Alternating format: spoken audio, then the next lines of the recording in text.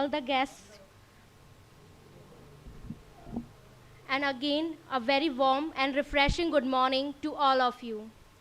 You know, good ideas and true innovations, you need human interaction, conflicts, arguments, and debates. And fortunately, today we all gathered in the school premises to attend an interactive session of Mrs. Renuka Goswami ma'am. यह सत्र हमारे लिए interesting तो होने ही वाला है, साथ ही साथ बहुत ही जानकारी प्रदान करने वाला भी होगा. So without any further delay let's get started. राहें कितनी भी कठिन हो, राहें कितनी भी कठिन हो, तुम अपनी हिम्मत यूं ही बनाए रखना. हार जाओ तुम हजार दफ़ा, हार जाओ तुम हजार दफ़ा, जीत की उम्मीदों के दिए जलाए रखना, दिए जलाए रखना. Light Light is a symbol of brightness and prosperity. As sunlight expels darkness of nights, similarly blessings brings our life prosperity and happiness. Further, to make this session blessed one, मैं निवेदन करूंगी आदरणीय मैम से कि वे आएं और दीप प्रज्वलित करें.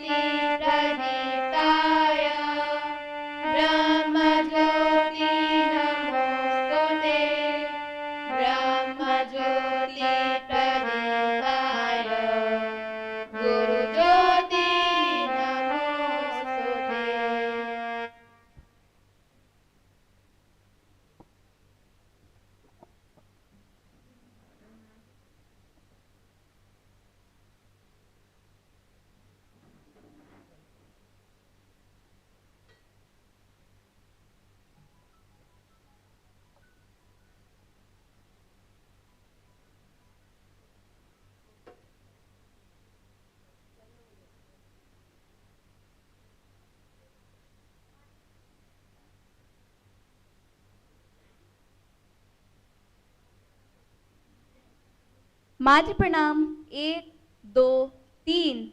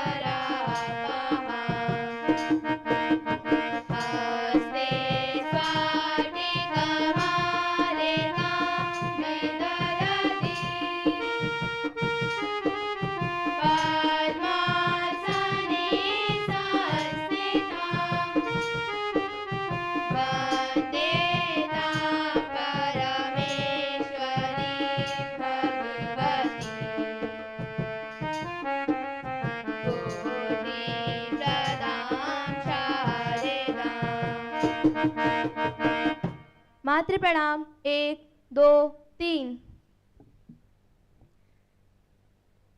हम अपने जिन मेहमानों का विद्यालय प्रांगण में बैठकर इंतजार कर रहे थे, आखिरकार वो अतिथि हमारे बीच हैं और आप इनका परिचय जानने के लिए भी उत्सुक होंगे।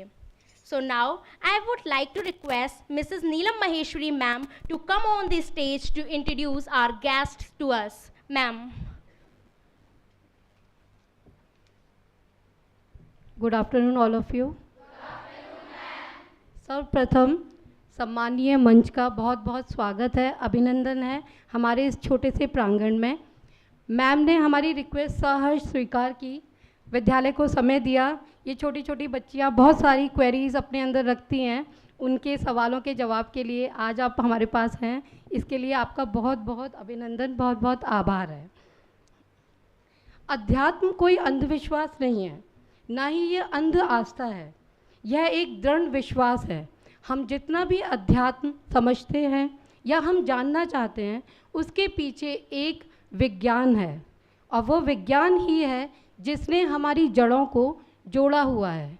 जिस तरह से श्रीमती रेणुका गोस्वामी जी, जो आज की हमारी मुख्य अतिथि हैं, जिस तरह से उन्होंने चीज़ों को समझा है, जिस तरह से समाज के आगे प्रस्तुत किया है, उसके पीछे उनकी जिस तरीके की अपब्रिंगिंग है, वो एक बहुत बड़ा सूचक है कि समाज किस तरीके से परिवर्तित होता है, किस तरीके से प्रभावित होता है।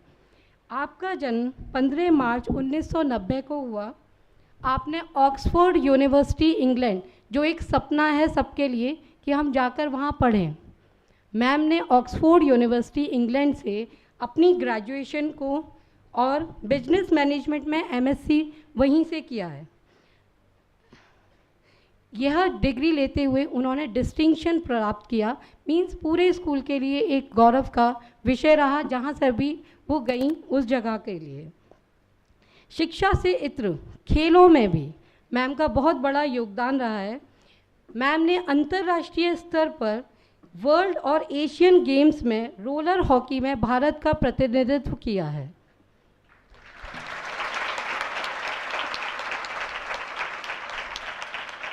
आप लगातार 7 वर्षों तक Haryana national roller hockey team की कप्तान रहीं। एशियन के गेम्स में भारत को ब्रॉन्ज मेडल दिलाने में सफल रहीं।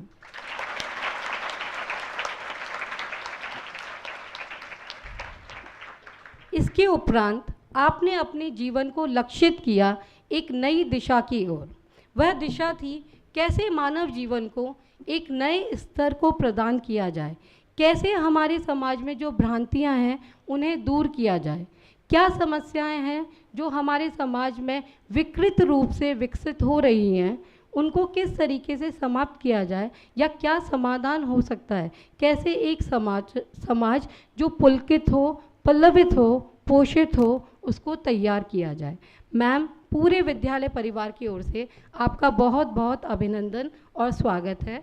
अब मैं दीपा मैम और मीरा मैम से अनुरोध करूंगी कि मैम को पटका उड़ाकर उनका स्वागत करें।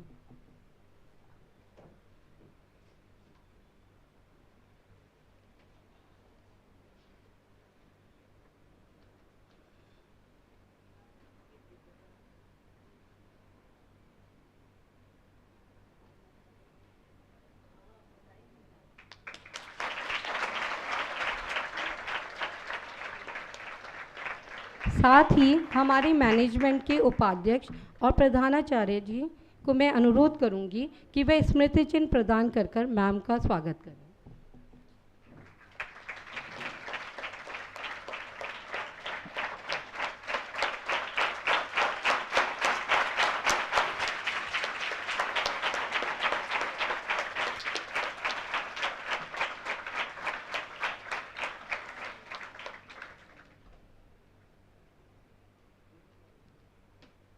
Thank you sir, thank you ma'am. इसी क्रम में आज हमारे बीच रियल एस्टेट का एक जाना माना नाम नीरव जी अग्रवाल उपस्थित हैं। आप लोग बहुत आसानी से कह देते हैं हमें इंजीनियर बनना है, उसके बाद हमें विदेश चले जाना है, इंजीनियर मतलब हमें आईआईटी में जाना है। सर एक ऐसा व्यक्तित्व है जिन्होंने आईआईटी से बीटेक करने के बाद, आईआईएम से पीजीडीएम करने के बाद अपने कार्य क्षेत्र को अपने स्थल तक रखा कि जब हम मथुरा से हैं तो मथुरा कैसे डेवलप हो।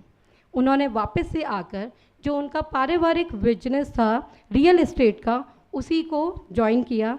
अपने फादर का जो बिज़नेस वो लेकर आ रहे थे उसे एक पुख्ता स्तर तक लेकर गए। सर की बेसिक एजुकेशन मथुरा से सेक्रेड हार्ट स्कूल से हुई, जहाँ पर वो हमेशा टॉपर के रूप में रहे। उस समय पर जब 50-60 नंबर लाना भी बहुत बड़ी बात मानी जाती थी, at that time he was able to secure 100 out of 100 marks in mathematics in class 12.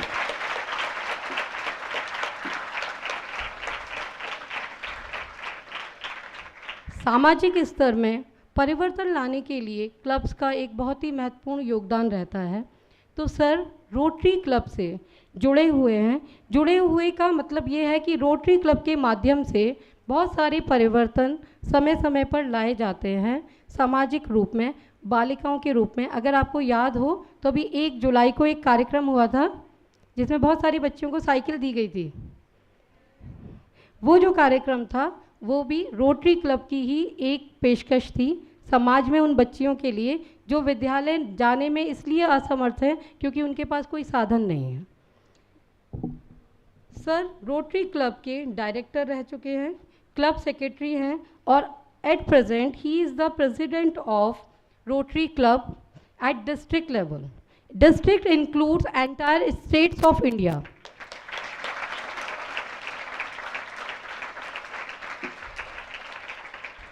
जल की जो एक समस्या बहुत ज़्यादा हमारे बीच में है, जिस तरीके का पर्यावरण है, तो रेन हार्वेस्टिंग को लेकर सर ने बहुत सारा योगदान किया है सामाजिक रूप में।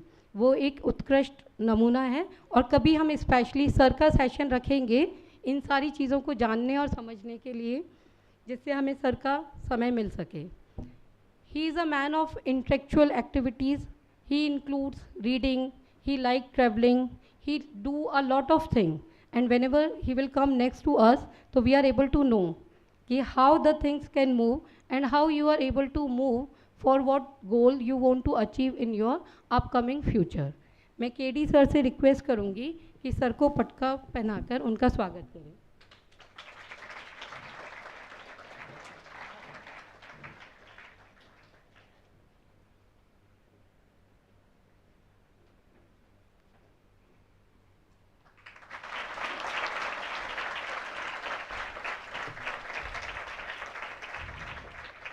साथ ही आज मंच पर हमारी मैनेजमेंट कमेटी के उपाध्यक्ष इंजीनियर कृष्ण दयाल अग्रवाल जी मौजूद हैं।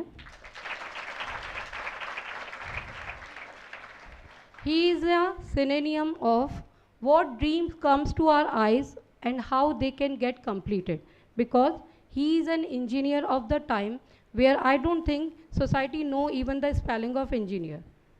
मतलब he could be count as the first engineer of Mathura.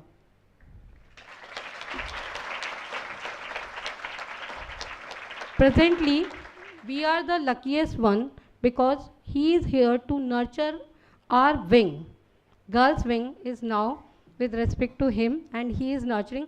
You are able to see the changes in the wing day by day. So I am highly thankful to sir for all of these things which he is providing to us. साथ में ही हमारे बीच में चिरपरिचित चेहरा principal sir Shri Rajiv Gupta ji मौजूद हैं।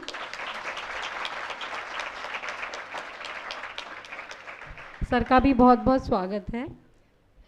साथ में management committee से दीपा मैम, मीरा मैम, क्योंकि समय की शॉर्टेज है तो थोड़ा जल्दी जल्दी चल रहे हैं और सभी मौजूद लोग जो मैम के साथ हमारे पास हैं और आज हमें जिनका सानिध्य प्राप्त हो रहा है, उन सभी का बहुत बहुत अभिनंदन, बहुत बहुत स्वागत करती हूँ मैं। और आगे की कार्यक्रम के लिए Vaishnavi.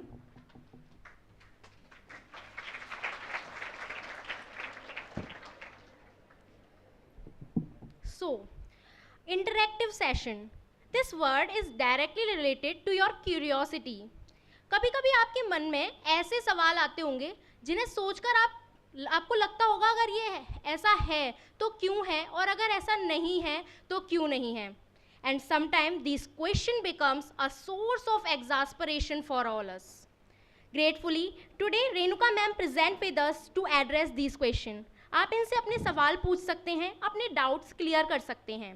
Now we look forward for the interactive conversation with Renuka ma'am. On stage, Mrs. Renuka Goswami ma'am.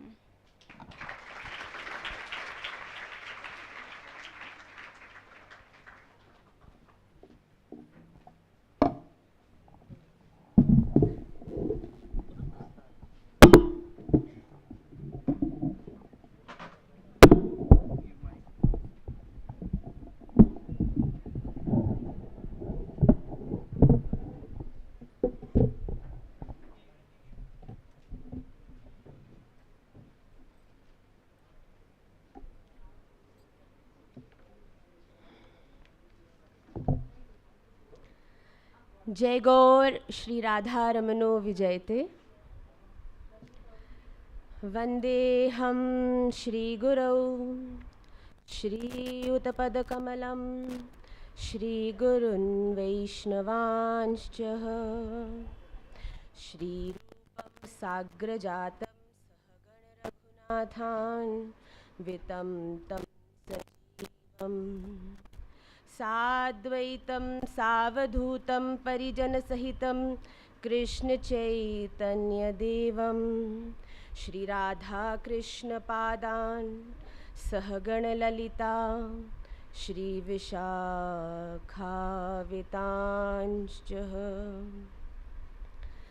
हरे कृष्णा कृष्णा कृष्णा हरे हरे, हरे राम राम राम हरे हरे. हरे कृष्णा कृष्णा कृष्णा हरे हरे, हरे राम राम राम हरे हरे. हरे कृष्णा कृष्णा कृष्णा हरे हरे, हरे राम राम राम हरे हरे. श्री राधा रमण लाल की जय.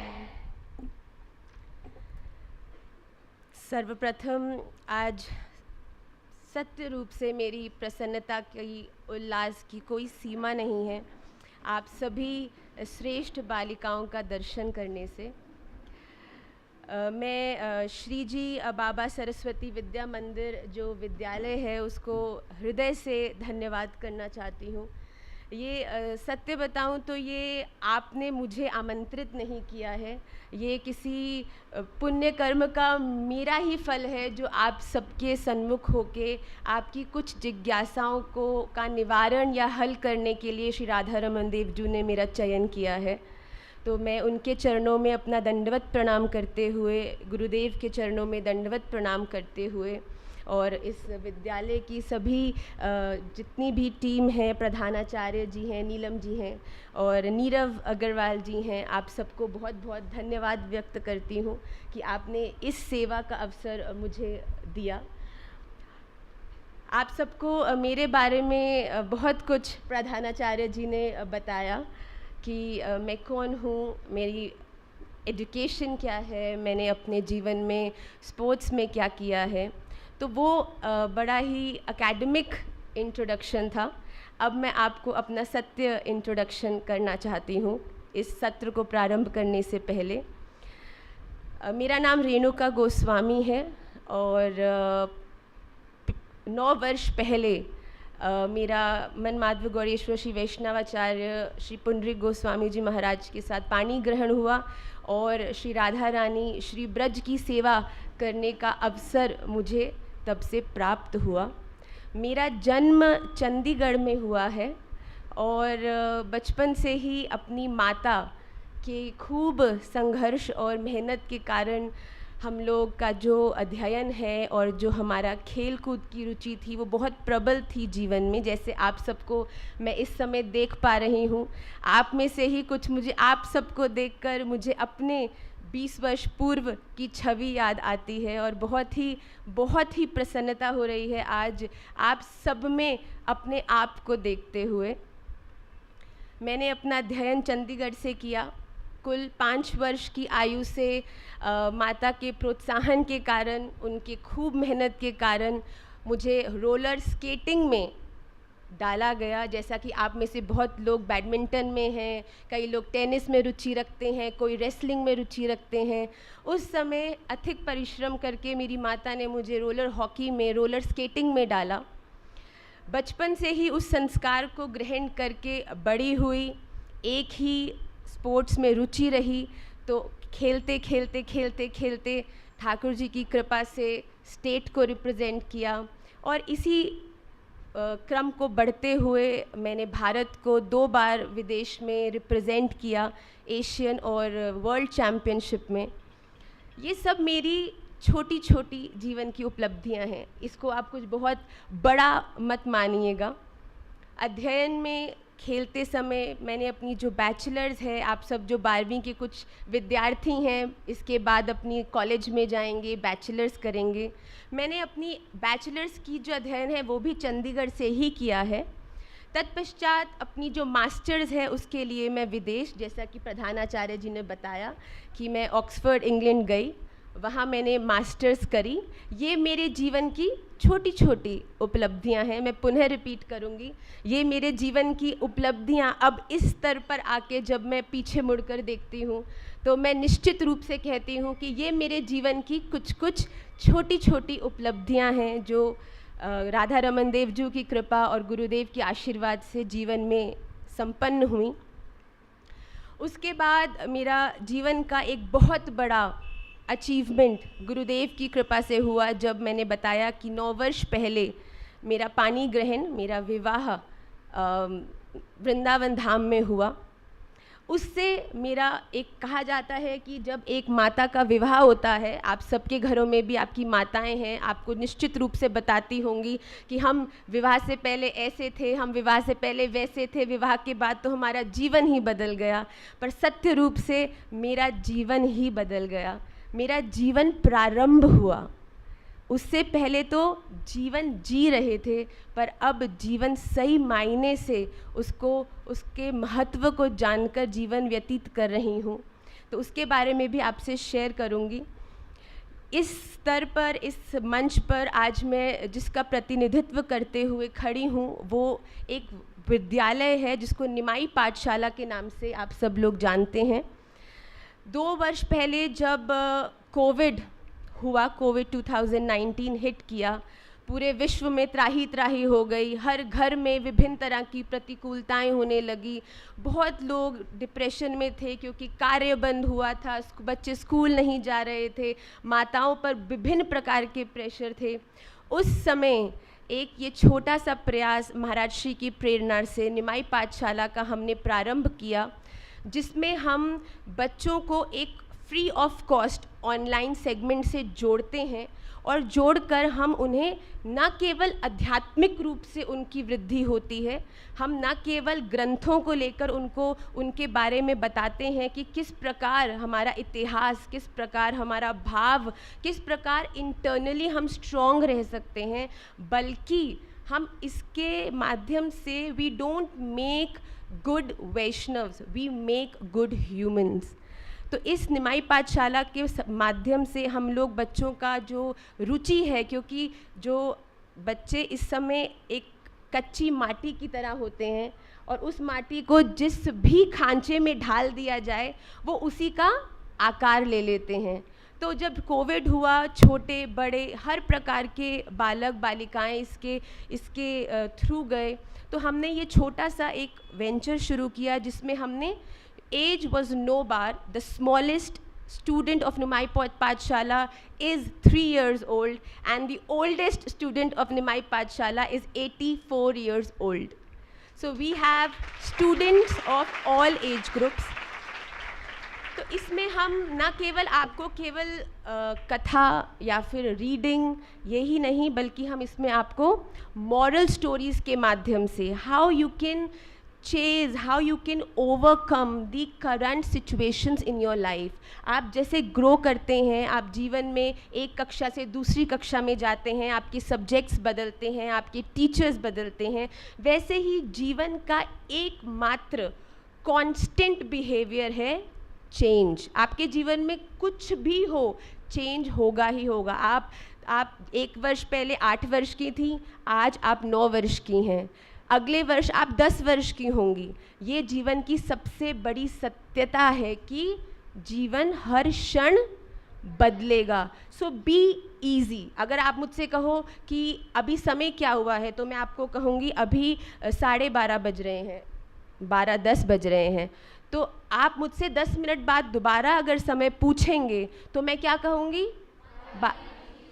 12:20 हो रहे हैं। पर अगर अभी ये लाली जो आगे बैठी है वो मुझे करे, अरे माँ आप तो झूठ बोलते हैं, आपने तो 10 मिनट पहले कहा कि 12:10 हुए हैं, पर अब तो आप कहते 12:20 हो गए। पर क्योंकि उस समय का सत्य 12:10 था, इसीलिए वो 12:10 का ही सत्यता थी। पर अब 12:20 हो गए, तो आज की अभी की सत्यता ये है कि 12:20 हो गए हैं। तो जीवन में अगर आप प्रगति करना चाहते हैं तो सर्वप्रथम एक चीज़ अपने जीवन में जो उतारने योग्य है कि किसी भी वस्तु से जुड़ के नहीं रहना चाहिए, जीवन में सहज हो जाना चाहिए, बी इजी। अगर आप चीज़ों से जुड़ जाएंगे तो वो कुछ समय बाद जब उनका भी सत्यता घटेगी, जब वो भी परिवर्तन होंगे, तो वो आपको कष्ट देंगे, क्योंकि पहले 12:10 ही सत्य था, पर अब 12:20 ही सत्य है। जैसा कि अगर मैं आपसे कहूँ कि मेरे हाथ में ये एक पेन है, इसका वज़न लगभग कितना होगा बताओ? 20 ग्राम्स। ओके, लाली ने कहा 20 ग्राम्स, तो हम मानते हैं 20 ग्राम्स। इसका वेट है 20 grams.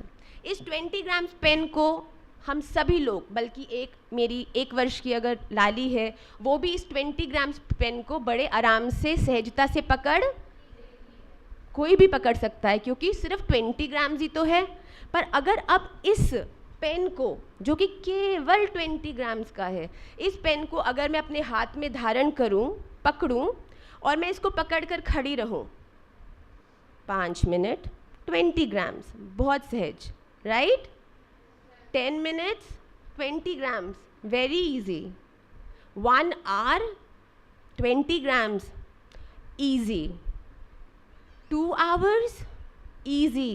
3 hours, little tough. 5 hours, little more tough. 8 hours, pen का वेट 20 ग्राम ही है बच्चों, ध्यान रखना है ना।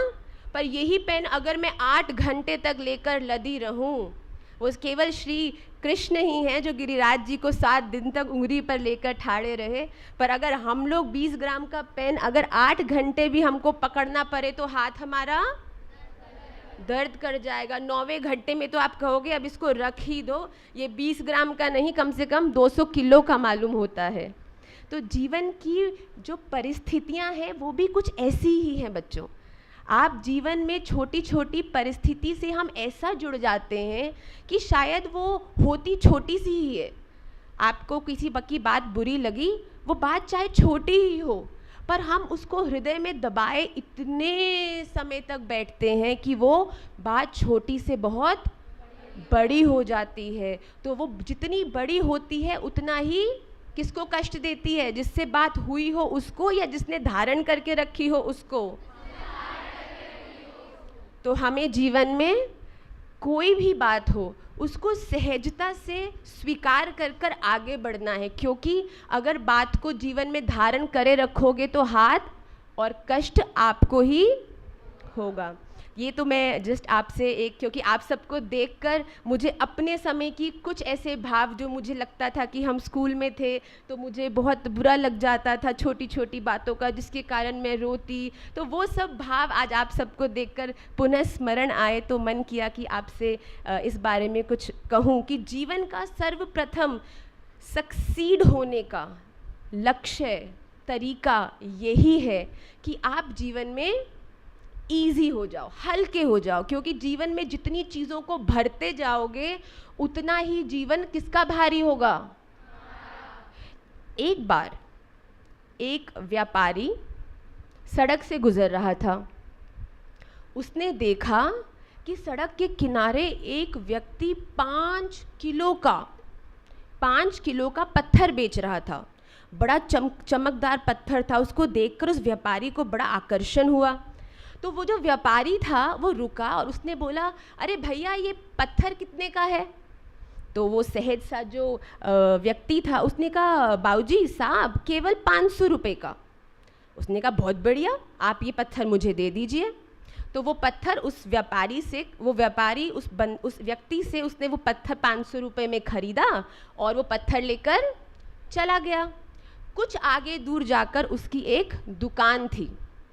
तो जो वो व्यक्ति प्रतिदिन वहाँ पत्थर बेचने आता, एक दिन जब वो अपने घर जा रहा था तो उसने देखा कि वो एक अलौकिक पत्थर, चमकीला पत्थर जो बहुत असहज था, 500 रुपये में जो उसने उस व्यक्ति को बेचा, वही पत्थर की एक बहुत सुंदर मूर्ति एक दुकान के अंदर विराजमान थी। वो व्यक्ति बड़ा क्यूरियस हुआ कि उसने सोचा ये पत्थर तो मैं जानता हूँ कि इस पूरे शहर में केवल मेरे पास ही था, और इस पत्थर की इतनी सुंदर मूर्ति ये व्यक्ति की दुकान में कैसे है। तो वो अंदर गया। अंदर जाके उसने देखा कि वही व्यक्ति जो व्यापारी था वो उसी की ही दुकान थी।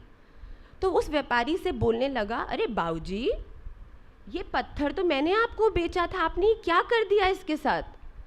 ये पत्थर जो था जब मैंने आपको दिया तो ये पत्थर था केवल 500 रुपये का, आपने मुझसे ख़रीदा, पर मैं अभी देखता हूँ कि ये पत्थर जो आपने अपने बाहर लगाया है इसका आपने वज़न भी कम कर दिया। इसका आपने आकार, मैंने आपको दिया 5 किलो का, अब इसका आकार क्या रह गया, 1 किलो का। ये 1 किलो का आपने इसका वज़न कम करा, इसका आकार छोटा करा, और फिर जो मैंने आपको दिया वो 500 रुपये का, और आपने इसके नीचे लगाई है प्राइस 50,000 रुपये की। ये देखकर उस व्यक्ति की आश्चर्य की सीमा नहीं रही। तो उस जो व्यापारी था उसने बड़े हंसते हुए उस व्यक्ति को कहा कि मेरी बात ध्यान से सुनो, तुमने निश्चित रूप से मुझे 5 किलो का पत्थर दिया जो बड़ा था, भारी था और जिसका कोई आकार नहीं था, पर मैंने क्या किया, मैंने टांसे और हथौड़ी से उस पूरे पत्थर में से जितना एक्स्ट्रा था ना जीवन का, जितना एक्स्ट्रा पत्थर उसमें लग रहा था, हम भी अपने जीवन में बहुत एक्स्ट्रा प्रेशर लेकर बैठे हैं ना। मैं सेकंड आती हूँ, अनीता फर्स्ट आती है, बहुत प्रेशर है। उसके 99.2% आते हैं, मेरे 99.01% आते हैं, बहुत प्रेशर है। उस व्यक्ति ने भी देखा, उसने कहा मैंने क्या किया, मैंने केवल उस एडिशनल प्रेशर को जीवन से हटा दिया। मैंने उस एडिशनल पत्थर को जो उस बड़े बेआकार भारी पत्थर में था उसमें से जब एक्स्ट्रा को हटा दिया ना, तो ये बहुत सुंदर मूर्ति सामने प्रकट हो गई, जिसकी वैल्यू भी ज़्यादा है, जिसका सम्मान भी ज़्यादा है। उस मोटे से पत्थर का क्या वैल्यू थी, क्या सम्मान था, रोड की साइड में बेकार प्राप्त हो रहा था। पर अब जब एक्स्ट्रा निकल गया तो एक 5 स्टार दुकान में एसी के अंदर खूब आनंद से आकार सहित सुंदर मूर्ति के रूप में विद्यमान था। तो हमें भी जीवन में कुछ ऐसा ही करना है। अगर जीवन में सक्सेसफुल होना चाहते हैं, अगर जीवन में उन्नति को प्राप्त करना चाहते हैं, तो always compete with your own self. आप कभी भी, हो सकता है जिसको आप लक्ष्य मानकर, जिसको आप जीवन में अपना अनीता, सीता, गीता, रीटा, जिसको भी अपना लक्ष्य मानते हैं, इसको तो पीछे छोड़ना ही है। आप हो सकता है उससे बहुत ज़्यादा श्रेष्ठ हैं, पर क्योंकि लक्ष्य छोटा तय किया है तो उद्यम भी वहीं तक ही करोगे। हो सकता है your capability, your calibre is to get 100%, पर क्योंकि लक्ष्य अनीता है और 94.6% है, तो कहीं ना कहीं हृदय में, स्मरण में 94.8 ही लाने की चेष्टा रहेगी। पर हो सकता है आप अनीता को ही नहीं बल्कि पूरे शहर की अर्चना को भी पीछे छोड़ दें। ये आपका कैलिबर हो सकता है और है, इसमें कोई दुविधा की बात नहीं है। तो जीवन में अपने लक्ष्य को बड़ा रखें कि मैं 100 कर सकती हूँ, और फिर उद्यम उतना करें और फिर उसका प्रेशर ना लेकर जीवन में सुंदरता की ओर बढ़े। अपने जीवन से एक्स्ट्रा को निकालते जाएं, एक्स्ट्रा प्रेशर, एक्स्ट्रा आपके जीवन में जो भी इंटरफेरेंसेस हैं, आपको जिस भी प्रकार के, हम इस सत्र के बाद हम एक क्वेश्चन आंसर भी लेंगे जिसमें मैं बिल्कुल जानना चाहूँगी कि आप लोग क्या फील करते हैं as students from 8th to 12th। मुझे यहाँ पर बुलाया तो दरअसल गया था कि मुझे महिलाओं की, स्त्रियों की विभिन्न रोल इस सोसाइटी में क्या है उनके बारे में चर्चा करनी है। तो मैंने सोची ब्रज में रहते हुए महिलाओं की श्रेष्ठता पे क्या बोलूं। वो ब्रज जहाँ की मखेश्वरी, क्रियेश्वरी, स्वधेश्वरी, सुरेश्वरी, शमेश्वरी, यहाँ की रानी स्वयं श्री राधा रानी हो, जहाँ की अधिष्ठात्री, जहाँ की पूर्ण रूप से जिसके हाथ में पूर्ण ब्रज की व्यवस्था हो, जब वहाँ की मुखिया ही श्री राधा रानी हो, तो वहाँ पर स्त्रियों की महत्वता को समझाना या बताना तो सूर्य को दीपक दिखाने के बराबर ही है। पर हम सभी बहुत सौभाग्यशाली हैं, और ये मैं बार बार कहती हूँ कि हम भारत में हमने जन्म लिया है जहाँ पर हर तरह से इतना विस्तार है। इंडिया इज़ डेवलपिंग नेशन, जैसा कि हम सब जानते हैं, we read in our school, in our class that India is developing, but India is developing in science, true. India is developing in technology, very true.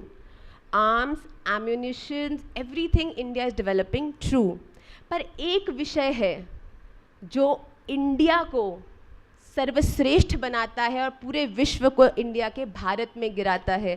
गुरुदेव महाराज कहते हैं कि India is developing in all other aspects, पर जब अध्यात्म की बारी आती है, जब संस्कार की बारी आती है, जब डेडिकेशन की बारी आती है, तो बड़ी बड़ी कंपनियों के CEO भी ब्रज में आके संतों के चरणों में बैठते हैं और उनसे जिज्ञासा करते हैं कि जीवन में किस प्रकार अपनी उन्नति को प्राप्त किया जाए। तो हम सबकी सबसे, अगर आपको पता हो कि आपका सबसे एफिशिएंट सब्जेक्ट इकोनॉमिक्स है या मैथ्स है, तो आप क्या करोगे जब बड़ी क्लासेस में चॉइस करने को मिलेगा कि मैथ्स लोगे कि आप अपना फिजिकल एजुकेशन लोगे, तो आप क्या लोगे? क्योंकि मैथ्स आपका बहुत स्ट्रॉन्ग सब्जेक्ट है।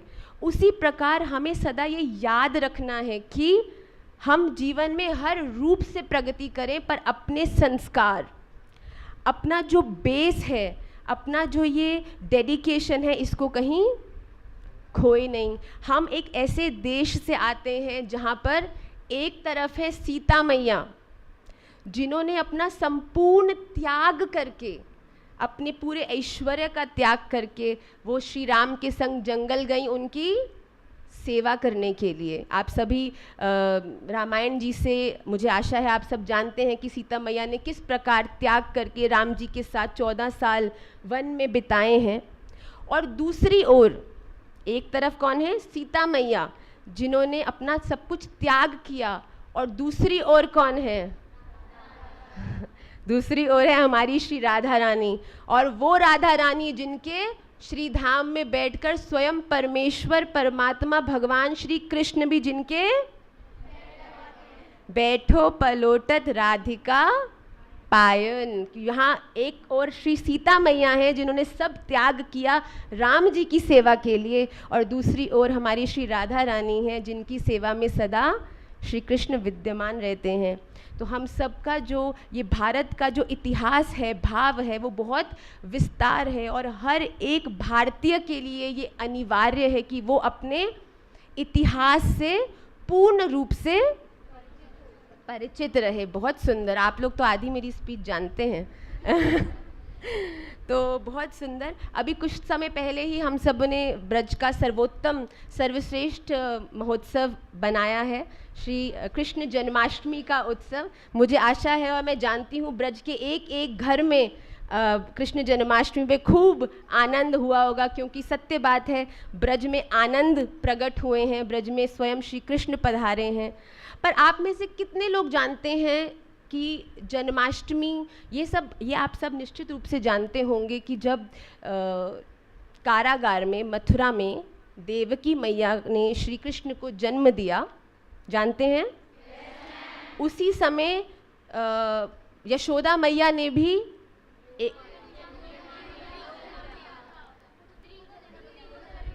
हाँ, पुत्री, ऐसा हमारे गुरुदेव कहते हैं और शास्त्रों में लिखा है कि उस समय 2 बालकों को, एक बालिका और एक बालक को यशोदा मैया ने जन्म दिया था एक साथ। तो जब आकाशवाणी हुई तब जो वसुदेव जी हैं वो कारागार से जो बालक है उसको लेकर यशोदा मैया नंद बाबा के घर आए, और जो बालक था वो बालक में विलीन हो गया और जो बालिका थी उसको लेकर बहुत सुंदर कारागार में वापस आ गए। अब जब कारागार में वापस आए और हर जगह हल्ला हुआ कि लाली भई है देवकी जी को, तो कंस आया और कंस ने जैसे ही देखा ये 8वां बालक है और आकाशवाणी के हिसाब से तो 8वें बालक के हाथ से ही मेरी, आपको तो आवश्यकता ही नहीं है, बहुत सुंदर मृत्यु हुई है। तो जब उन्होंने उस बालिका के चरण पकड़े और उसे भूमि पर पटकने वाले थे, उसी समय वो बालिका अष्टभुजी देवी के रूप में प्रकट हो गई। ये देखकर कंस भयभीत हुआ। उस समय भी एक स्त्री का जो मूल स्वभाव है, क्योंकि उस कंस ने, जो कि बहुत दुर्व्यवहारी था, जिसने बहुत गलत कार्य जीवन में करे थे, जिसने अहित कितना किया था, पर क्योंकि उसने उस बालिका के चरण पकड़े थे, तो उस बालिका ने, अष्टभुजी देवी ने कंस को आगात कर दिया कि तुझे मारने वाला ब्रज में पैदा हो चुका है। और फिर वो बालिका जो थी उसने उसको, कंस को उसको आगाह करके कि ये तेरी मृत्यु निकट ही है, इस प्रकार उसको बता दिया कि जल्दी ही तेरा उद्धार। तो हमारे ब्रज में तो अगर उस समय श्री कृष्ण वहाँ होते तो वो जन्म संभव होता। तो अगर श्री कृष्ण की जन्माष्टमी उत्सव भी हम ब्रज में मना रहे हैं तो उसके पीछे भी एक बालिका का हाथ है, बलिदान है। तो बालिकाएं स्त्री महिला बालिकाएं अति श्रेष्ठ हमारे इतिहास में, हमारे ग्रंथों में मानी जाती हैं। हम सभी हर वर्ष 9 दिन का क्या मनाते हैं? नवरात्रि। नवरात्रि में हम 9 दिन क्या करते हैं?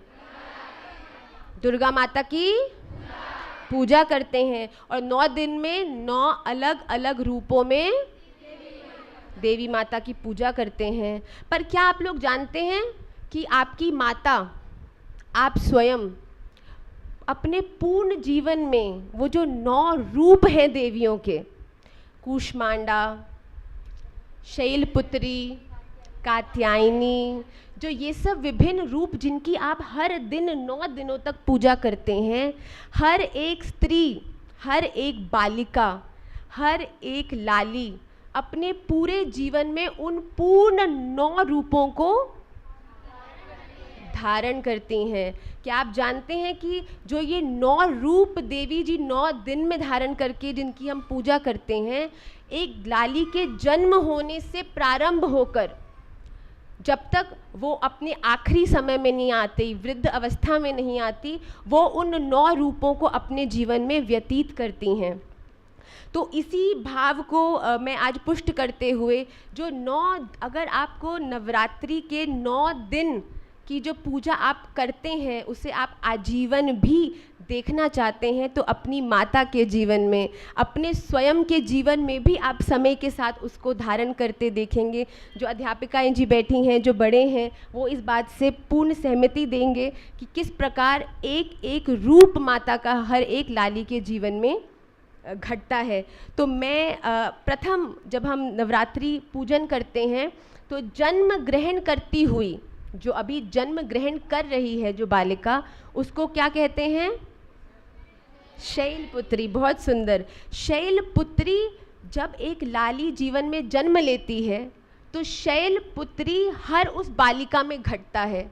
अगर हम अभी वर्तमान में अगर देखें, जैसा कि मैंने अभी अभी उदाहरण दिया कि जब श्री कृष्ण का जन्म होना था, उस समय जो लाली जिसने अपना बलिदान दिया कंस के हाथों, उसमें किसके दर्शन होते हैं? जिसने अभी अभी जन्म ग्रहण किया है, और जन्म ग्रहण करते ही जिसने ब्रज का उद्धार किया है, जिसने अहित का उद्धार किया है। तो जन्म ग्रहण करती हुई उस लाली में हम शैलपुत्री के दर्शन करते हैं। और ठाकुर जी भी बड़े लीलाधारी हैं, आप सब जानते हैं।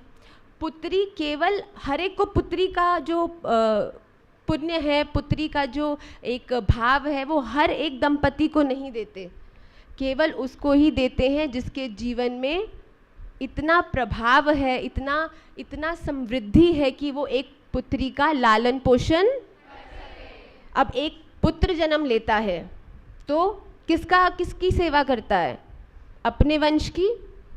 आपके भैया बड़े होंगे, भैया बड़े होकर फिर अपने ही पापा के कारोबार को बढ़ाएंगे, फिर आगे जाके अपने ही कारोबार के लिए और उद्यम करेंगे, अपने ही घर को 1 से 2 बनाएंगे, फिर 2 से 3 बनाएंगे, फिर अपने ही पुत्र को सेम बात सिखाएंगे, और यही चलता रहेगा। पर जब एक लाली का जन्म होता है तो वो अपने घर का तो उपकार और उस पे तो उसकी वृद्धि उसकी तो करती ही है, पर उसके साथ साथ एक स्त्री माता भी है, एक स्त्री बहन भी है, एक स्त्री बेटी भी है, एक स्त्री पत्नी भी है। एक स्त्री के जीवन में केवल एक चीज़ का ही उद्देश्य नहीं है, बल्कि हर रूप में स्त्री इस सोसाइटी को बेनिफिट कर रही है। एक बहुत सुंदर मुझे स्टोरी याद आती है कि आप बालक हैं, आपको स्टोरी में खूब आनंद आएगा।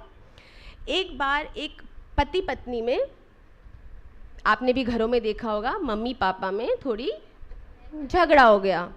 अब जैसी झगड़ा हुआ, क्योंकि झगड़ा क्यों हुआ, तो पत्नी और पति कहते हैं हम बहुत तंग आ चुके हैं, हमें 2 क्षण का भी आराम नहीं है। जैसे आराम करने लगते हैं उसी क्षण कोई बेल मार देता है, कोई ना कोई मेहमान घर में पधारते हैं, ना सुबह देखते हैं ना दोपहर देखते हैं, बस आओ खातिरदारी कराओ फिर जाओ, फिर कोई ना कोई आ जाता है।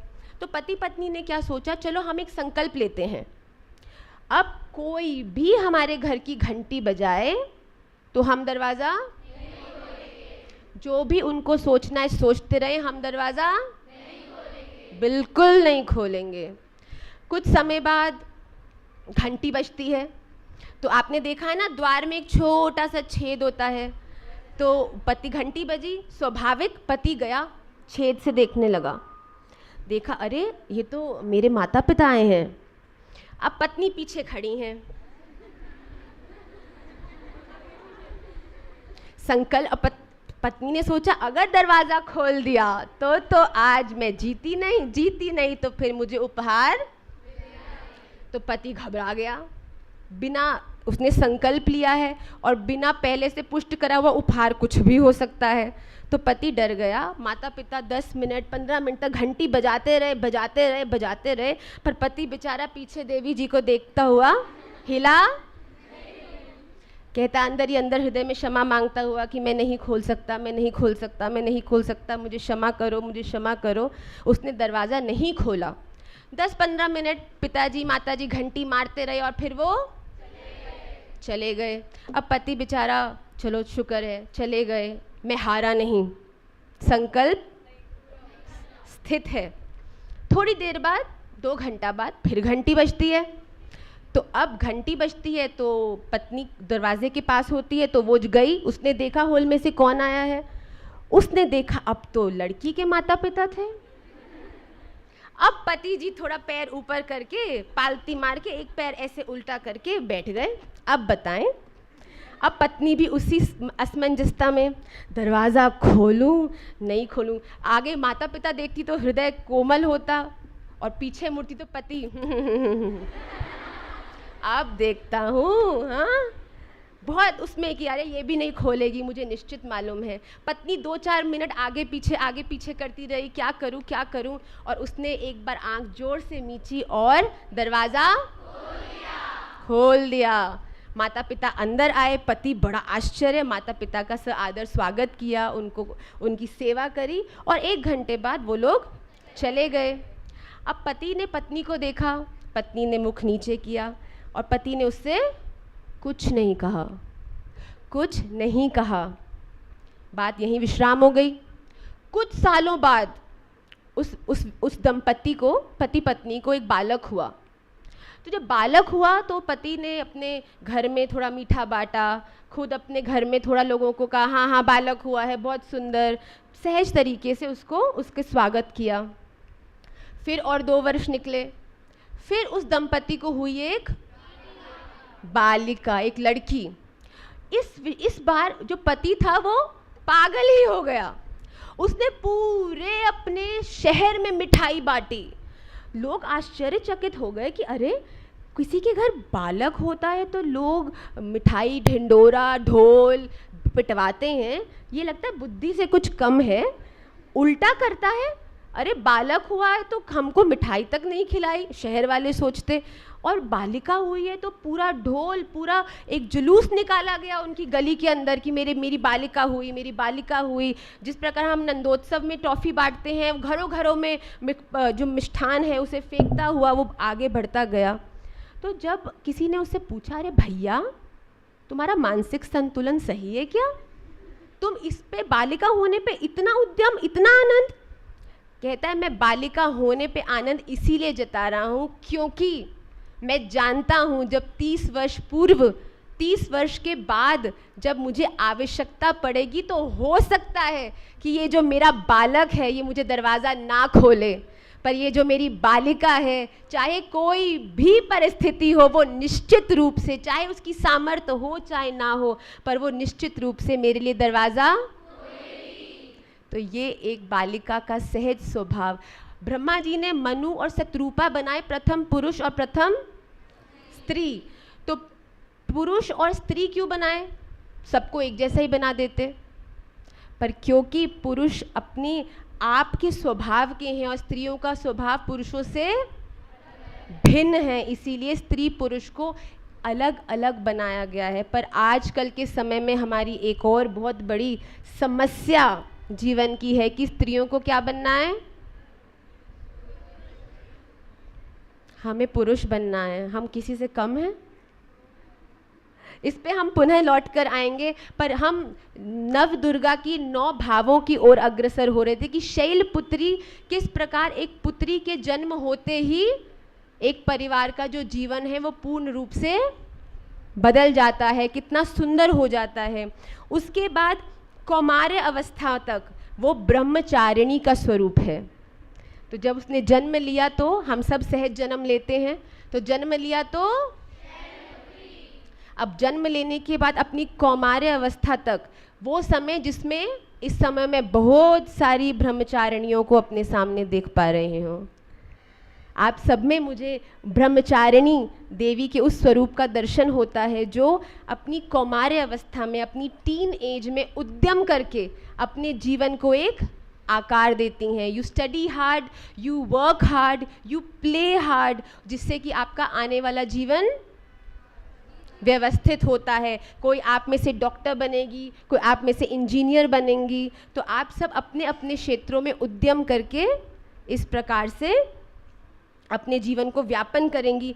आप सबके अंदर, अगर हम लोग आजकल के लौकिक व्यवहार में बहुत से उदाहरण हैं जिन्होंने अपनी कौमार्य अवस्था में परिश्रम करके आज वो भारत के माने हुए नाम हैं। साक्षी मलिक जी, जिसके बारे में आप जानते होंगे, जो फर्स्ट इंडियन फीमेल रेसलर हैं जिन्होंने ओलंपिक्स में मेडल किया है। मैं नाम केवल वही बोलूँगी जिनके बारे में आप सहज जानते होंगे। मैरी कॉम का नाम किस किसने सुना है?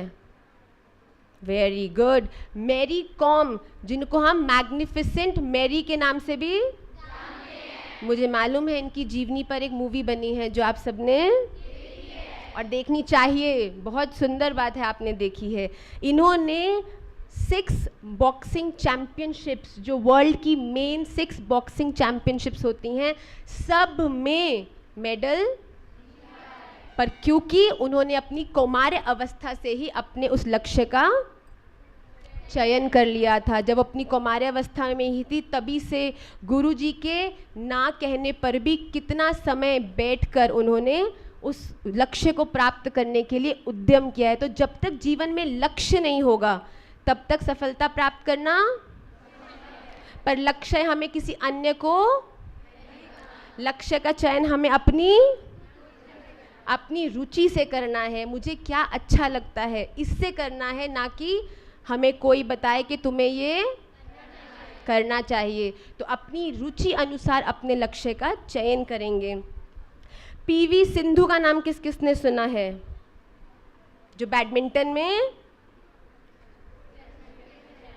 Very good. स्नेहा दुबे, जो first secretary minister of external affairs at the United nation general assembly, ये इंडिया की यंगेस्ट डिप्लोमैट हैं विदेश में और गोवा से हैं। She was only 17 years old when she became the youngest diplomat। तो ये कोई बहुत आउट ऑफ द वर्ल्ड, ये लोग कोई बहुत आउट ऑफ द वर्ल्ड स्त्रियाँ या बालिकाएं नहीं है, ये आप सब जैसी सहज, जैसे आपके विद्यालय में आप लोग एथलेटिक्स में जाते हैं, नई नई कक्षाओं को लेते हैं, लैंग्वेजेस लेते हैं, इसी प्रकार आपके जैसी ही बालिकाएं हैं जिन्होंने उद्यम करके अपने जीवन को एक दिशा दी है। इन सभी में हम किनका दर्शन करते हैं? तो जो नई जो बालिका जन्म लेती है वो है शैलपुत्री, कौमार्य अवस्था से ब्रह्मचारिणी, और जब विवाह से पूर्व तक जो कहते हैं चंद्रमा के समान निर्मल होने की वजह से उसे क्या कहा गया है, तीसरे स्वरूप को श्री दुर्गा जी के, क्या बात है, चंद्रघंटा जी। एक स्त्री के जीवन का सबसे बड़ा स्वभाव लक्षण है कि वो निर्मल है। जैसा मैंने कहा कि ब्रह्मा जी ने मनु और शत्रुपा जी बनाए, मनु जी को गर्व दिया, प्राइड, तभी वो सृष्टि का संचार कर सके, और शत्रुपा जी को क्या दिया? गर्भ दिया। गर्भ मतलब कोख। हाँ, अब कोख क्या होता है? कोख में आप क्या होता है? एक बालक बालिका का, तो कोख एक ऐसी जगह है जहाँ पर आप धारण करते हैं। तो एक स्त्री को ही वो शक्ति दी है कि वो जीवन में सब कुछ धारण कर सकती हैं। तो हमें इस चीज़ का ध्यान रखना है कि हम जीवन में निर्मल होके, ईजी, जैसा कि मैंने पहले आपको संकेत किया, हम जीवन को व्यतीत करें। नए जीवन को जन्म देने वाली गर्भधारण करने की वजह से कौन होती हैं? जो माता जन्म देती है वो कौन सी देवी का स्वरूप है? कूष्मांडा। जो माता अभी तक जो गर्भ धारण करती विवाह से पूर्व है चंद्रघंटा, और नए जीवन को जन्म देने के लिए गर्भ धारण करती हैं वो है कूष्मांडा। कूष्मांडा का एक बहुत सुंदर उदाहरण हमारे शास्त्रों में प्राप्त होता है, माता कयाधु का। कौन जानता है माता कयाधु कौन है? वाह, बिल्कुल सही बोला लाली ने। जो प्रहलाद जी हैं, जिनके पिताजी हिरण्यकश्यपु थे, जिनका नरसिंह भगवान ने उद्धार किया है, उनकी जो माता हैं प्रहलाद जी की, माता कयाधु, उन्होंने जो संस्कार प्रहलाद जी को दिया जब वो उनके गर्भ में थे, हिरण्यकशिपु का संग होते हुए भी नारद जी की कृपा से उन्होंने उन्हें सत्संग प्रदान किया, जिससे कि एक उत्तम बालक का, प्रहलाद जी को किसी ने सिखाया थोड़ी है वहाँ के स्कूल में कि किस प्रकार से सत्संग करना है, वो शिक्षा उन्हें कहाँ प्राप्त हुई? गर्भ में। तो फिर इस प्रकार माता कयाधु में हम दर्शन करते हैं कूष्मांडा जी का। माता कौशल्या, सुमित्रा जी, कैकैया मैया, इन सब ने भी गर्भों में श्री भगवान श्री राम, श्री लक्ष्मण, भरत जी और शत्रुघ्न जी को धारण किया। क्यों धारण किया? ताकि बालक हो जाए। क्या उनकी चेष्टा बालक की थी कि उनकी चेष्टा जो प्रजा है उसकी देखभाल करने के लिए किसी सेवक की थी? राजा दशरथ को ये चिंता नहीं थी कि मेरा पुत्र नहीं है, राजा दशरथ को ये चिंता थी कि मेरे बाद मेरी प्रजा का ध्यान। तो आपके जीवन में कर्म, कुष्मांडा माता के स्वरूप से हम ये प्रेरणा लेते हैं कि आप जीवन में कर्म तो करते हैं, आप सब स्कूल आते हैं, अच्छे काम करते हैं, पर ये सब कर्म करने को आप अच्छे कर्म नहीं कहते। बहुत ध्यान से सुनिएगा, अगर आप अच्छे काम कर रहे हैं तो इसका अर्थ ये नहीं है कि आप अच्छे कर्म कर रहे हैं। कर्म किसको बोलते हैं? आपके स्कूल में बार बार अध्यापिकाएं बोलती होंगी कि अच्छे कर्म करो, अच्छे कर्म करो। तो कर्म है क्या? कर्म काम नहीं है, कर्म उस काम को करने के पीछे का उद्देश्य है। अगर मैं मंदिर जा रही हूँ और मंदिर जाने का कारण मिसेस गुप्ता या मिसेस राधिका हैं, तो हमारा जाना अच्छा कर्म है, बुरा कर्म है? तो अपने जीवन के कर्मों को करने के पीछे का आप उद्देश्य समझ के ही जीवन को व्यतीत करो। अगर जीवन को केवल इसीलिए प्रतिस्पर्धा कंपटीशन में व्यतीत करोगे तो सफलता नहीं मिलेगी। संयम और साधना को धारण करने वाली स्त्री कात्यायनी है, कात्यायनी माता, जो अपने संयम से और साधना से, अपने धैर्य से, आजकल everything we want everything in 1 minute because we have Google बाबा। पर जीवन में धैर्यता से करे हुए शॉर्टकट्स हो सकता है आपको जल्दी पहुंचाएं, पर आपको जल्दी पहुंचाकर वहां बहुत देर तक टिकने।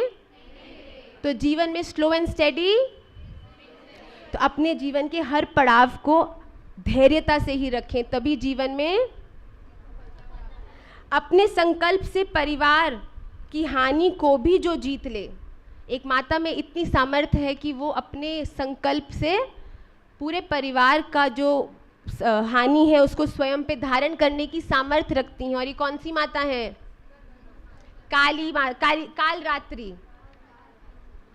रात्रि हैं। अगर माता को कहते हैं ना, माता अगर सहज बने तो सीता भी हो सकती हैं, पर अगर क्रोध आए तो माता के ये सब स्वरूप हैं। संसार का उपकार करने वाली हैं महागौरी। महागौरी जो है वो पूरे संसार का उपकार करने वाली हैं। और संसार का उपकार कौन करता है? आपका संसार कौन है? आपका परिवार। तो आपके परिवार में आपके पूरे परिवार का उपकार कौन करती हैं? कौन सुबह टिफिन बनाता है? कौन आपके कपड़े धोती हैं? कौन आपका कमरा बनाती हैं? तो महागौरी के दर्शन किस में होते हैं प्रतिदिन? जिसका संसार पूर्ण रूप से आपके संसार का उपकार करने में है। और धरती को छोड़कर स्वर्ग प्रयाण करने से पहले संसार में भी संतान को अपनी सिद्धि का आशीर्वाद देती हैं। कौन है? सिद्धिदात्री। सिद्धिदात्री कौन हुई? जो आप किसमें सिद्धिदात्री के दर्शन करते हैं? कौन हमें अपनी अपनी पुराने उदाहरण देते हैं, जो अपनी वृद्ध अवस्था में भी बोलते हैं तुम्हें मालूम है उस समय ऐसा करते थे। तो नानी दादी के जो हमारे उदाहरण हैं वो हमारे जीवन में बहुत अनिवार्य हैं। उससे ही हमें अच्छा जीवन किस प्रकार से एक अंधे और एक लंगड़े को अगर जंगल पार करना हो तो कैसे करेंगे? जो अंधे के कंधे पर लंगड़ा बैठेगा और जो अंधे के कंधे पे लंगड़ा बैठेगा, तो लंगड़ा तो देख देख के बताएगा किधर जाना है, और अंधे के पैर हैं इसीलिए वो। तो जब तक यौवन और वृद्ध एक साथ मिलके नहीं चलेंगे तब तक जंगल पार करना। So it is very important that we respect our elders. तो हमने जो माता हमने जो 9 देवी के रूप हैं, और एक जो स्कंद माता जो आप लोग बार बार कह रहे हैं, संतान को जन्म देने के बाद संतान को गर्भ में धारण करती हैं, वो है कूष्मांडा। और जो जन्म देने के बाद जो माता है वो कौन है? स्कंद माता। मैंने जानबूझ के स्कंद माता आखिरी में लिया कि आप लोग स्कंद माता सुनना चाहते। तो स्कंद माता। आपने गीता फोगाट का नाम किस किसने सुना है? बबीता फोगाट कौन है? कौन बताएगा? उन्होंने भारत का नाम, तो उनकी माता का नाम है दया कौर जी, और उनके अथक परिश्रम से उन्होंने जब बालिकाओं को जन्म दिया, पूरी दुनिया ने विरोध किया, फिर भी उनका समर्थन किया, जिससे कि आज पूर्ण विश्व दोनों को का सम्मान करता है। तो इस प्रकार हमने जो 9 देवी के स्वरूप हैं, जो 9 दिन में हम जिनका पूजन करते हैं, एक स्त्री के जीवन में स्वतः वो 9 पड़ाव के रूप में विद्यमान है। पर जैसा कि मैंने पहले कहा कि आजकल की सबसे बड़ी समस्या क्या है? स्त्रियां चाहती हैं कि हम पुरुष हो जाएं। ये जीवन की सबसे बड़ी आपत्तिजनक बात है। आपको मैं एक दृष्टांत दूंगी, उसके बाद अपने सत्र को विश्राम करूंगी और आप कुछ क्वेश्चंस अगर मुझसे पूछना चाहें तो पूछ सकते हैं। एक बार एक पहाड़ पर एक पत्थर तोड़ने वाला धीरे धीरे पत्थर से पहाड़ को तोड़ रहा था। अब पत्थर से पहाड़ को तोड़ता था तो आवाज़ आती, टन टन टन टन आवाज़ आती ना, हथौड़ी से मारते तब। तो वो अपना पूरे दिन का उद्यम करके बेचारा 20 रुपए लेकर अपने मालिक से घर की ओर लौट रहा था। अब लौटते हुए उसने देखा रास्ते में एक बहुत सुंदर घर था। वो घर को देख के सोचने लगा, अरे वाह, इतना सुंदर बड़ा घर, काश ये घर मेरा होता। हम भी ऐसा करते हैं ना, किसी के पास हमसे कुछ अच्छा हो, किसी के पास हमसे कोई अच्छी पेंसिल हो तो हम कहते हैं कि काश ये पेंसिल लेड वाली मेरे पास होती। हमको तो होता था ऐसे जब हम छोटे थे, तो आपको भी स्वतः होता होगा। तो उसने देखा काश ये घर मेरा होता। थका हुआ बेचारा घर पहुंचा, अपना प्रसाद पाया और सो गया। अब वो स्वप्न लेने लगा कि वो स्वप्न में वो घर उसका हो गया। अब हम जो स्वप्न में देखते हैं तो वो हम उस कहते हैं कि वो हमारा हो जाए, वो स्वप्न में उसका हो गया। स्वप्न में तो सब कुछ संभव है। तो जब उसका स्वप्न में वो घर उसका हुआ, अब वो घर में आया, उसने देखा बाहर अपनी बालकनी में आके देखा कि सामने से एक बड़ी पॉलिटिशियन की रैली जा रही थी, जिसमें सब उस पॉलिटिशियन के पैर छूते थे, अरे वाह वाह वाह वाह, मंत्री जी की जय हो, मंत्री जी की जय हो। जब ऐसा हुआ तो वो जो मजदूर था वो सोचने लगा, अरे ये घर में क्या आनंद, काश मैं ये पॉलिटिशियन होता। अगर मैं ये पॉलिटिशियन होता तो ये पूरी दुनिया मेरे पैर छूती, मैं भी सबको हाथ जोड़ जोड़ के अपनी गाड़ी से प्रणाम करता, सब मेरे नाम का उच्चारण करके जय जय करते। अब जैसे ही उस मजदूर ने स्वप्न में सोचा कि काश मैं ये घर नहीं, पर काश मैं ये पॉलिटिशियन होता, तो वो स्वप्न में क्या बन गया? तुरंत वो बन गया पॉलिटिशियन।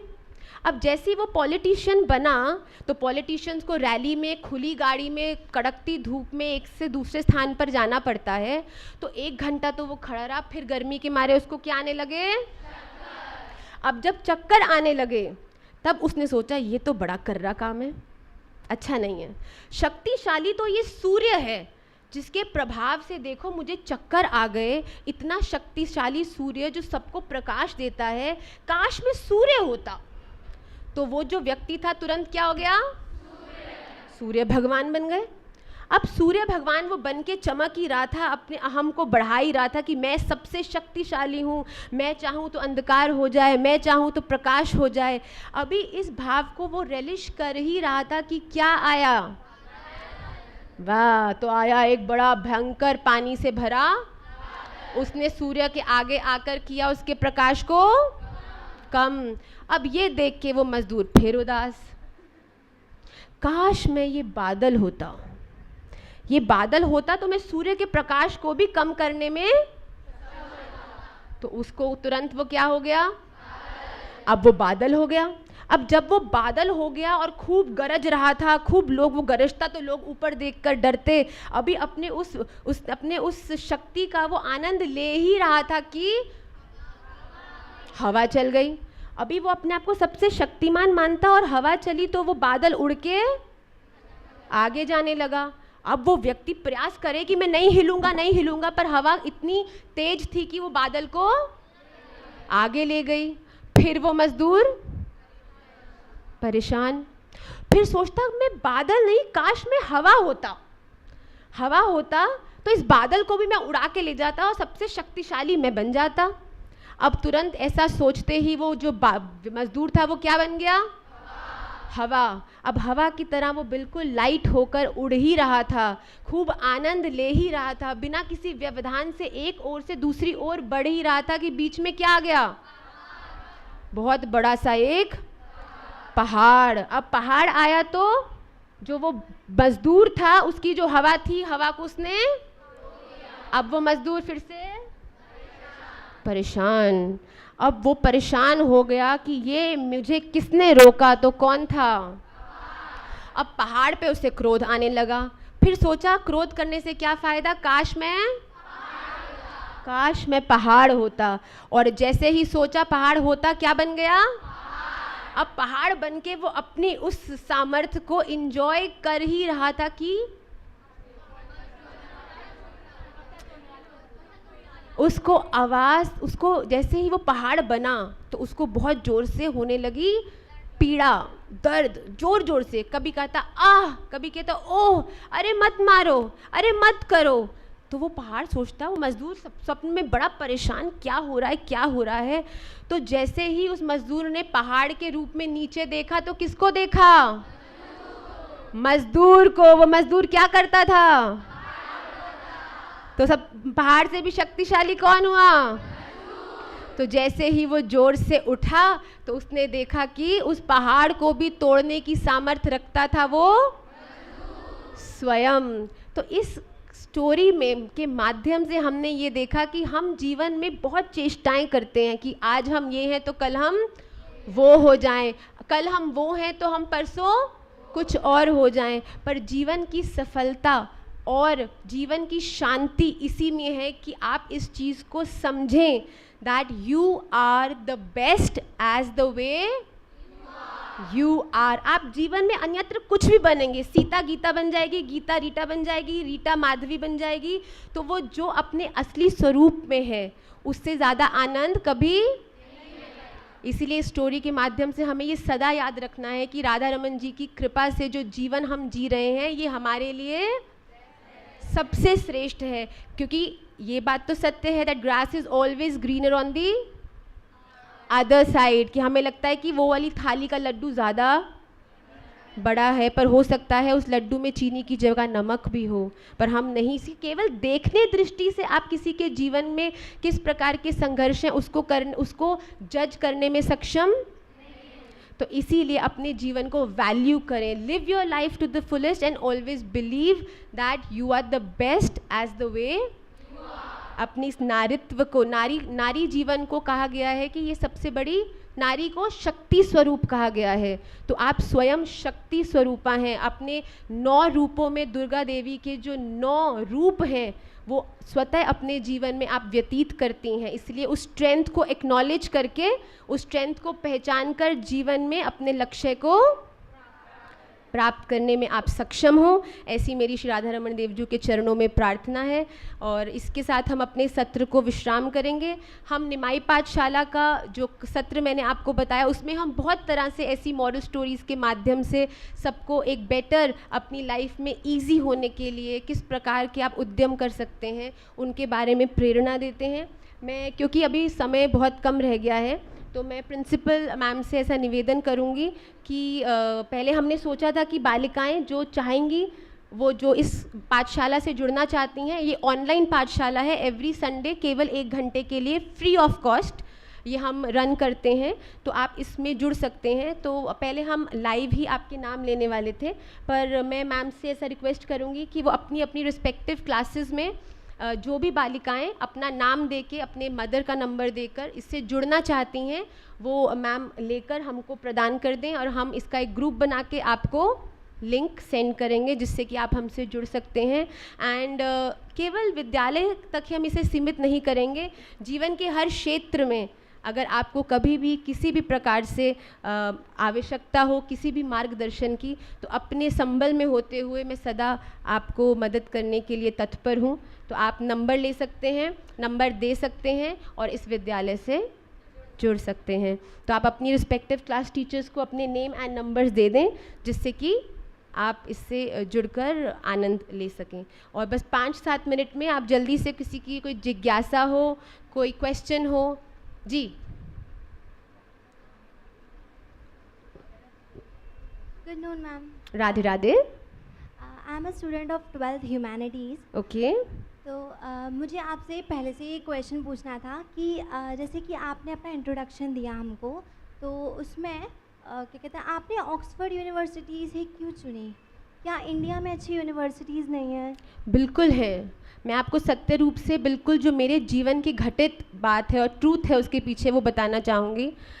जब मैंने अपनी 12th पास करी उस समय ही मेरा भाव था कि मैं बाहर अपनी, क्योंकि मैं खेलती थी, स्पोर्ट्स में थी, तो मुझे मालूम था कि बाहर जाके जब स्वयं आप चीज़ों को करते हैं तो आपकी काफ़ी ग्रोथ होती है, पर्सनल डेवलपमेंट होती है।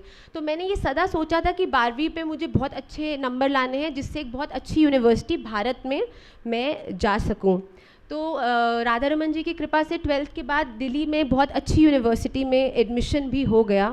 पर उस समय क्योंकि माता पिता के रुचि के हिसाब से इतनी मैच्योरिटी नहीं थी कि वो इतने समय के लिए बाहर भेजें, अपने से दूर भेजें, तो उन्होंने उस निर्णय को थोड़ा स्वीकार नहीं किया कि अभी कुछ समय, क्योंकि हर माता पिता जानता है एक समय के बाद बच्चे एक बार बाहर चले जाते हैं तो वो कहीं ना कहीं सेटल होते हैं। जो हमारा भी उद्यम ही था कि हम विदेश पढ़ें या बाहर जाएं तो फिर वहाँ जॉब करें, वहाँ इस प्रकार से। उस समय तक जीवन में कृपा इतनी दृष्टि में नहीं थी, केवल आप लोग जैसे सामान्य जीवन होता है, पढ़ाई करी, स्पोर्ट्स करी, अच्छी यूनिवर्सिटी से मास्टर्स करी, फिर इंटर्नशिप करना है, खूब पैसा कमाना है, खूब अपने आप को सामर्थ्यवान बनाना है, यही जीवन का एकमात्र लक्ष्य था।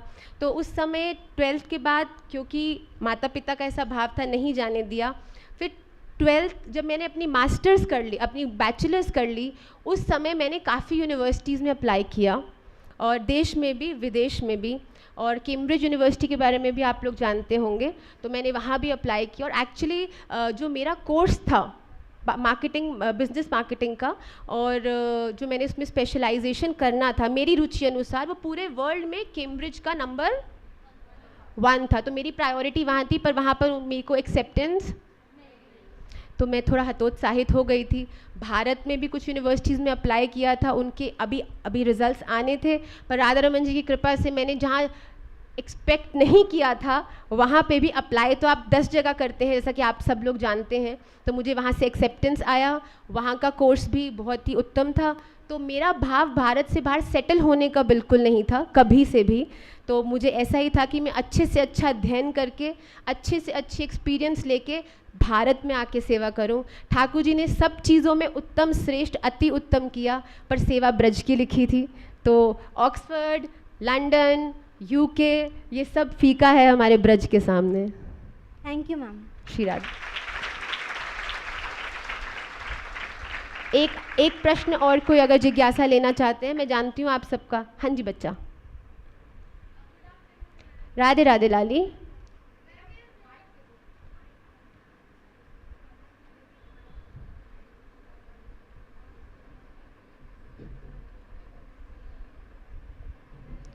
राधे राधे बच्चे, मैं सुन सकती हूँ आपको।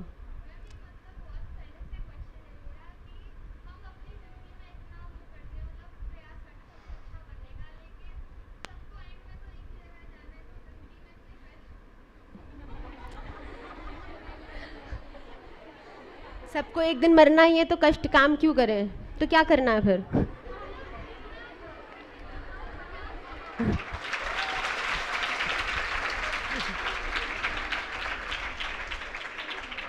अब एक दिन तो हम सबको, जैसा कि आपने कहा, नित्य लीला प्रवेश होना ही है, तो फिर हम खाते भी क्यों हैं।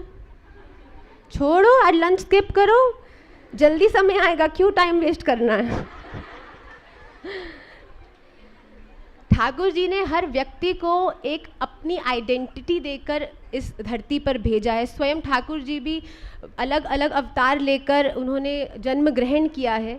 तो हर एक व्यक्ति के जीवन में जन्म लेने का उद्देश्य है, जिसको हम लक्ष्य तब से कह रहे हैं। और हम वैष्णवों के जीवन का लक्ष्य, मैं स्वयं जो अपने कुछ अल्प बुद्धि से जानती हूँ, वो यही है कि I have experience the best in the world when it comes to sports, when it comes to education, but what I have realized कि जो तृप्ति, संत सेवा, इष्ट सेवा, जो ये सब भाव सेवा में है वो कहीं अन्यत्र नहीं है। पर इसका अर्थ ये नहीं है कि आप आज ही बोलो कि हम पढ़ाई नहीं करेंगे और हम चल रहे हैं मंदिर में सेवा करने। जीवन के हर समय पर, अगर दोपहरी का समय है तो दोपहरी के समय में भोजन की मर्यादा है, तो आप दोपहर में भोजन पाएंगे ही पाएंगे। सुबह उठ के स्कूल जाने की मर्यादा है तो सुबह उठ के स्कूल। अगर मैं आपको कहूँ कि अब संध्या, मैं आपको कहूँ कि सुबह 4 बजे अपनी बर्थडे पार्टी मना लीजिए, मनाओगे? और मैं कहूँ कि सुबह रात के 12 बजे आप अपना स्कूल चले जाइए, जाओगे? हर चीज़ करने का एक उत्तम और सही समय है, इसीलिए ये समय है आपका अध्ययन करने का। और जैसा मैंने पहले कहा कि हम इतना परिश्रम करते हैं, इतना परिश्रम आप किसके कंपैरिजन में करते हैं? आपको कैसे पता इतना है? क्योंकि हम अभी किसी से तुलनात्मक रूप से कर रहे हैं कि वो उतना करती है तो मैं तो उससे ज़्यादा ही करती हूँ। तो अपने जीवन में अपना उद्यम अपने अनुकूल होके करो, और जो बाद में लक्ष्य रूप प्राप्त होना है। मैं तो सोचती थी अमेरिका में कहीं DHL में इंटर्नशिप करूँगी, फिर भारत की किसी बहुत अच्छी कंपनी में आकर बहुत अच्छी तरह से भारतीय टेक्नोलॉजी को और उनकी एडमिनिस्ट्रेशन को सपोर्ट करूँगी। पर राधा रमन जी ने मेरी सेवा कहाँ लिखी थी? आप सबके चरणों में। तो ये उद्यम जो है वो आप अपने लक्ष्य को तय करके करते जाओ। आगे ब्रज में बैठे हो तो श्री ठाकुर जी के चरणों में, बाकी सब हम कुछ बालक हैं हमारे निमाई पाठशाला के, बहुत ज़्यादा अध्ययन कर कर के, ये बालक खड़ा है इंजीनियरिंग करी है, ये बालिका है इसने भी इंजीनियरिंग करी है, पर अब सब लोग अपनी अपनी सेवाओं में नियुक्त हैं। पर जीवन में लक्ष्य की ओर अपने कदम बढ़ाते जाइए, पर ये मत सोचिए कि इसको, क्योंकि खुद ही संशय होगा तो कभी पहुँच, क्योंकि अगर दिमाग में ये बात है कि ये करके हम क्या कर लेंगे, तो क्या कर लेंगे, तो कुछ भी नहीं करेंगे। तो जीवन में करते जाइए, give your 100%, don't take your other halfs 40% and add it to your 10%, give your 100%। और किसी के हृदय में कोई जिज्ञासा हो तो? समय मैम, समय की कोई हो? बस इसके बाद मैं प्रधानाचार्य जी को अपना नंबर पर्सनल भी दे के जाऊँगी, और मैं मैम आपसे रिक्वेस्ट करूँगी कि आप निसंकोच, ये सब छोटी लालियाँ मेरी हैं, आप इनको ये नंबर उपलब्ध करा दीजिएगा। और आप में से किसी को भी मुझसे किसी भी प्रकार की जिज्ञासा करनी हो तो आप मुझे निसंकोच फ़ोन कर सकते हैं, कांटेक्ट कर सकते हैं, और हम हर रूप से आपको हेल्प करने के लिए रेडी हैं। आप में से जो जो हमसे जुड़ना चाहते हैं वो कल मॉर्निंग में आके अपनी रिस्पेक्टिव टीचर्स को अपने नेम्स दे देंगे। जी मॉनिटर जी, वाह, प्राइम मिनिस्टर, जय। मोदी जी ने छोड़ दिया है क्या पद? जी, श्री राधे जी।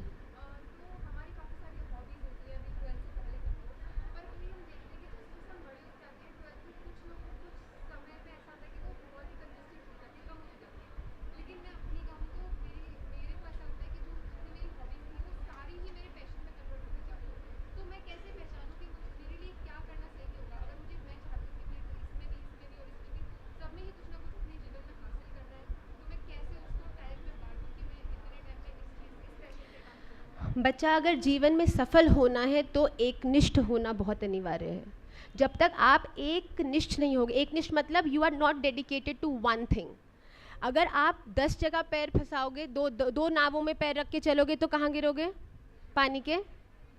तो आप सदा कंफ्यूज रहोगे। इसके लिए आपकी जो फैकल्टी है या आपको जो ट्रेंड आपके पेरेंट्स हैं वो उसमें गाइड करें, एंड स्वयं आप इस चीज़ का चिंतन करें कि किस एक चीज़ में आपकी रुचि इन कंपैरेटिवली थोड़ी ज़्यादा है। जैसे मैंने स्केटिंग ज्वाइन करी थी, पर 10 वर्ष बाद मैं स्पीड स्केटिंग करते करते मुझे ऐसा एहसास हुआ कि मैं हॉकी में ज़्यादा रुचि रखती हूँ, तो मैंने हॉकी में कन्वर्ट किया और फिर उसमें अपनी निपुणता को बढ़ाया। तो जीवन में अगर सफल होना है तो आपको एक चीज़ ही पकड़ के उसको चलना पड़ेगा और दृढ़ता से चलना पड़ेगा।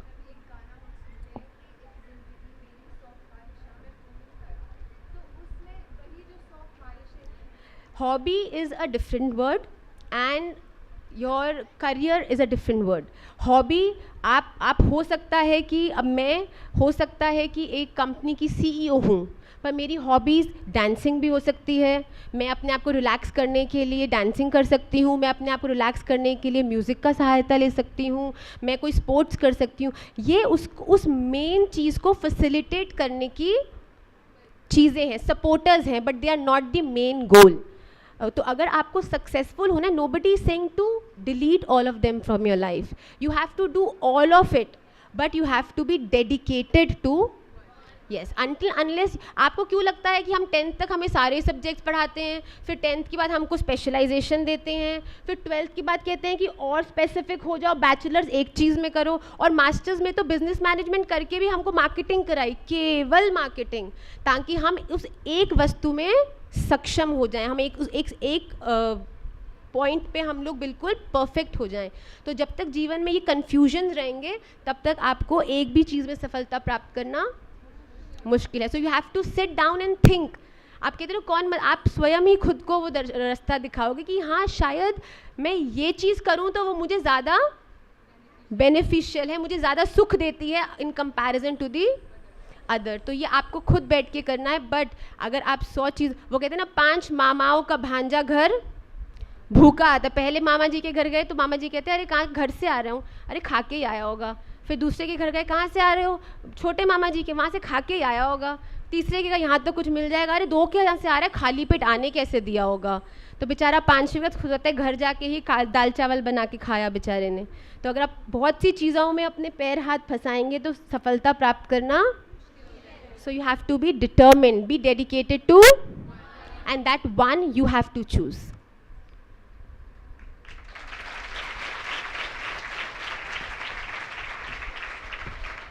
तो आज के सत्र को मैं यहाँ विश्राम करती हूँ. आप सबको बहुत बहुत धन्यवाद. You have been such great audience. मैंने सोचा नहीं था, जो हम आपके जितने थे, हम तो बहुत उद्यमी थे, पर ब्रज के स्वभाव के बिल्कुल उल्टा आज इस विद्यालय में मुझे एक्सपीरियंस करने को मिला है. आपके संस्कार, प्रधानाचार्य जी, आपकी फैकल्टी सराहनीय है, उसके लिए मैं अपनी ओर से ताली बजाना चाहूँगी.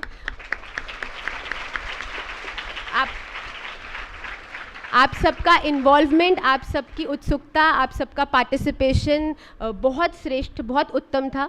और मैं प्रार्थना करूंगी, मुझसे कोई अगर मेरी से कोई त्रुटि हुई हो, कुछ मैंने ऐसा बोला हो जिससे कि आप में से किसी को जिससे अच्छा नहीं लगा हो या उसके साथ आपका समर्थन नहीं हो, तो मैं क्षमा प्रार्थी हूँ. और आप मुझे ज़रूर अपनी सेवा का पुनः अवकाश दीजिएगा. And we'll love to help any one of you in any way possible, and please free to contact us. और अगर अपनी माई पाठशाला ज्वाइन करना चाहते हैं तो हर हफ्ते 1 घंटा ऑनलाइन, तो वो आप अपनी अपनी रिस्पेक्टिव क्लास टीचर्स को कल सुबह अपने अपने नाम दे दीजिएगा. श्री राधा रमनो विजयते.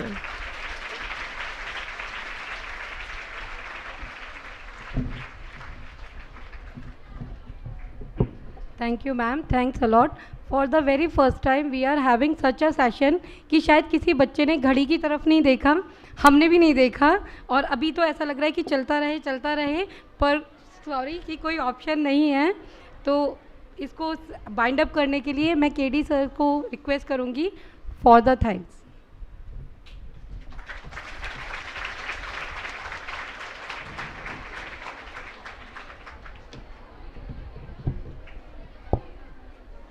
आज के इस कार्यक्रम की मुख्य अतिथि कहूँ, मुख्य वक्ता कहूँ या प्रेरणा पुंज कहूँ, श्रीमती रेणुका जी को मेरा सादर नमन. विद्यालय प्रबंध समिति के मेरे सहयोगी प्रेम जी, मीरा जी, दीपा जी, रेणुका जी के साथ पधारे हुए सभी बंधु भगिनी, विद्यालय के एक नाम में से छूट गया, नीरव जी हमारे रोटरी क्लब के भी एक चमकते हुए सितारे हैं. उनका हमारे यहाँ रोटरी क्लब का एक डिस्ट्रिक्ट ऑर्गेनाइजेशन होता है 3110, 32 रेवेन्यू डिस्ट्रिक्ट हैं यहाँ से झांसी, कानपुर, बरेली, नैनीताल तक. तो डिस्ट्रिक्ट गवर्नर की पोस्ट होती है, 2 साल पहले इलेक्ट हो जाते हैं. तो ये 24-25 के लिए डिस्ट्रिक्ट गवर्नर इलेक्ट हुए हैं और अभी से बहुत सक्रिय हैं, बड़े अच्छा काम कर रहे हैं. उनका भी मैं धन्यवाद करना चाहूँगा. और प्यारे सभी आचार्य बहनें, और भगनी और बेचारी बच्ची हो। मुझे रेणुका जी के भाषण का कुछ अंत का ही सुनने को मिला, लेकिन जिस तरीके से बच्चियों का इन्वॉल्वमेंट था वो अपने आप में होता क्या, अगर 1 घंटे की स्पीच सुनो कोई सोएगा, किसी गर्दन लटकी नज़र आएगी, लेकिन जिस शक्ति के साथ और जितने इन्वॉल्वमेंट के साथ उन्होंने आपसे इंटरेक्शन किया, आपकी बातें सुनी समझी, निश्चित रूप से मुझे लगता है कि कभी मुझे मौका लगा तो घंटे भर आपके साथ संवाद करने का, स्वाध्याय करने का अवसर मिलेगा। आपको बहुत बहुत धन्यवाद, बहुत बहुत आभार। यहाँ जितने भी अतिथि पधारे हैं सभी का बहुत बहुत आभार। ज़्यादा समय में क्यों नहीं लूँगा, क्योंकि इन बच्चियों की बस का समय हो गया है, इसलिए इनको जाना है इसलिए मुझे